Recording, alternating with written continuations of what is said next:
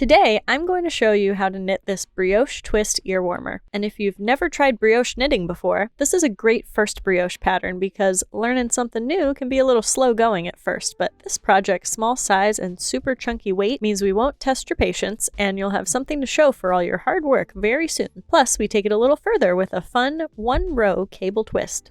To start, I'm using a super bulky weight yarn. This one is Like Butta Thick and Quick, and size 17 knitting needles, and casting on 10 stitches. If you want to alter this pattern for other weight yarns, just add an even number of stitches, and mind those additions when we get to the cable. We'll first set up the brioche ribbing pattern. Slip the first stitch purlwise with yarn and back, yarn over, and slip the next stitch purlwise. This yarn over with a slip stitch combo is a brioche stitch, but more on that later. Go ahead and knit the next stitch. Again, yarn over, slip one, knit. Repeat yarn over, slip one, knit to the end of the row.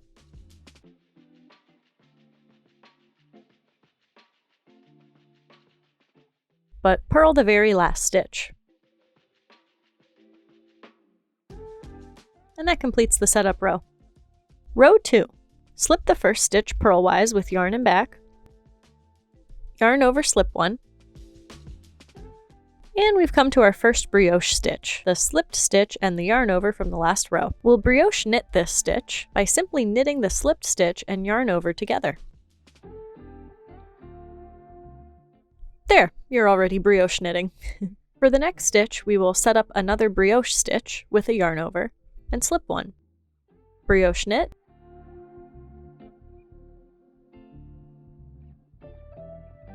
yarn over, slip one. Repeat to the end of the row and end by purling that selvage stitch. Now I'll start row 3, and you'll begin to see that this pattern is just a one-row repeat once you've done that setup row. Slip one purlwise with yarn and back, yarn over, slip one, birk,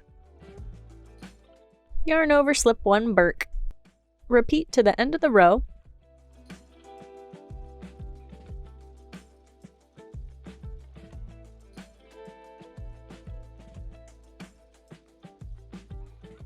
and purl the last stitch. It doesn't look like much yet, but once you've worked up several rows, your brioche ribbing will really start to show.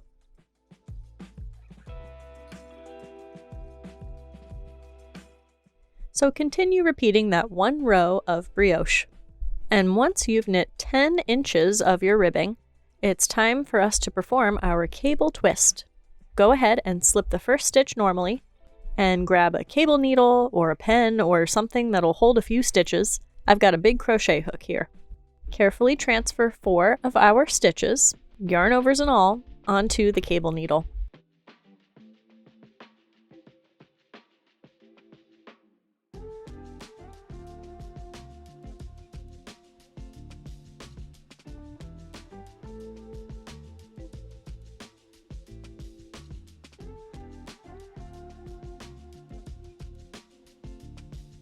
Let that hang in front of your work. Looking over to our left needle, we see a stitch that will need to slip, so get your yarn over ready and slip. Brioche knit, yarn over, slip one, brioche knit, maintaining our brioche ribbing pattern. And before we work the last stitch, go ahead and pick up the stitches from the cable needle, transferring them from left to right like so, making sure to not twist any of the stitches.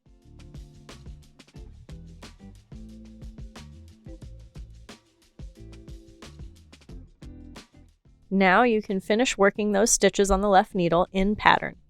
The first one is a yarn over slip, and it's pretty tight up on these needles, but trust the process.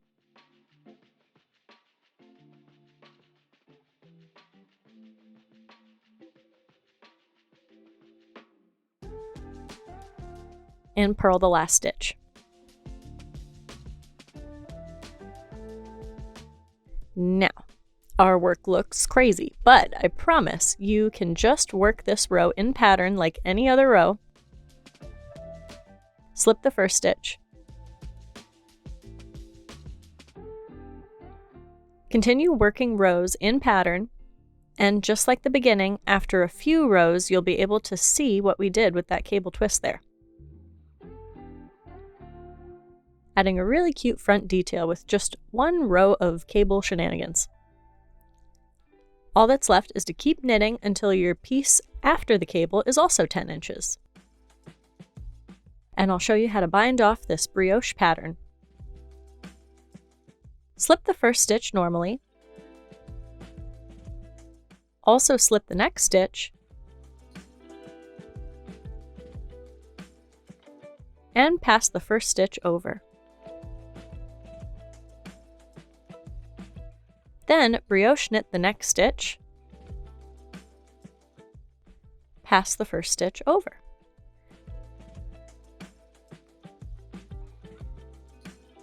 Slip the next stitch. Pass the first stitch over. And again, brioche knit and bind off. Continue like this for the remainder of your stitches, and you can go ahead and knit the last stitch and bind off. There's your bind off edge, and all that's left is to seam the cast on and bind off edges together.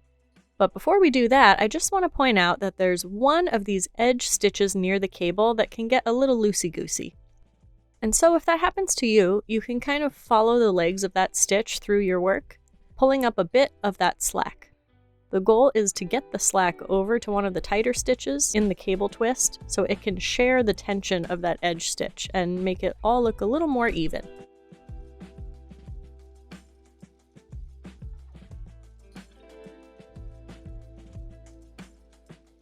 Now let's do that seam. I'm just going to thread my tail through a tapestry needle, fasten onto the other side, and whip stitch around and around, going through both cast on and bind off stitches. This is more of a utilitarian seam. It's definitely visible, and there is a beautiful way to seamlessly graft brioche cast on and bind off edges, and I'll link a little tutorial I found for that down below if you're curious. But this one works for our purposes. It's strong and it's behind you anyway, so yeah. And just like that, you've got a ribbed, twisted ear warmer. I love that there aren't a ton of ends to weave in, and it's so fun that it's basically a one-row repeat minus the cable. I hope you enjoyed dabbling in brioche knitting with me. Stay tuned for more, and I'll see you next time. Bye!